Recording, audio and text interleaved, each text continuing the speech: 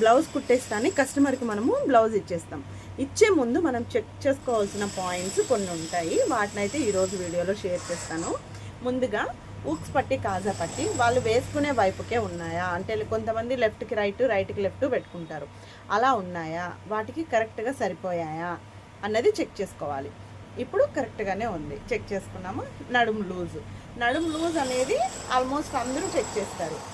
So నడుము loose ఆది బ్లౌజ్కి దీనికి కరెక్ట్గా ఉందా చెక్ చేసుకోవాలి. తర్వాత కింద నడుము ఇది కరెక్ట్గా ఉందా, ఇలా కరెక్ట్గా ఉందా చెక్ చేసుకోవాలి.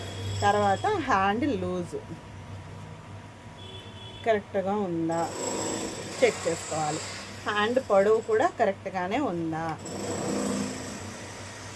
ఇవన్నీ ఒక ఎత్తు అయితే హ్యాండ్ పొడవు కరెక్ట్గా ఉందా, ఇవన్నీ ఒక ఎత్తు అయితే ఫ్రంట్ పార్ట్ ఖచ్చితంగా మనం చెక్ చేయాలి.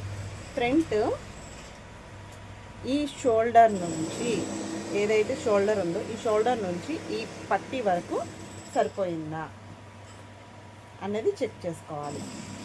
ఎక్కువ ఉందా తక్కువ ఉందా అని రెండు ఇలా సమానంగా పట్టి లాగకుండా చెక్ చేసుకోండి. చూసారా కరెక్ట్గా ఉంది, మనకి ఇక్కడైతే కరెక్ట్గా ఉంది. చూడండి, ఇదేంటి ఎక్కువ వచ్చింది అనుకోకండి, మళ్ళీ ఇది ఎక్కువ ఏం రాలేదు, జస్ట్ అది షోల్డర్ అనమాట ఇలా. ఇప్పుడు చూడండి కరెక్ట్గా పెట్టుకున్నాం, ఇక్కడ మనకి కరెక్ట్గా సరిపోయింది, పట్టీలు కూడా కరెక్ట్గా వచ్చేసాయి. సో ఇలా చెక్ చేసుకోవాలి.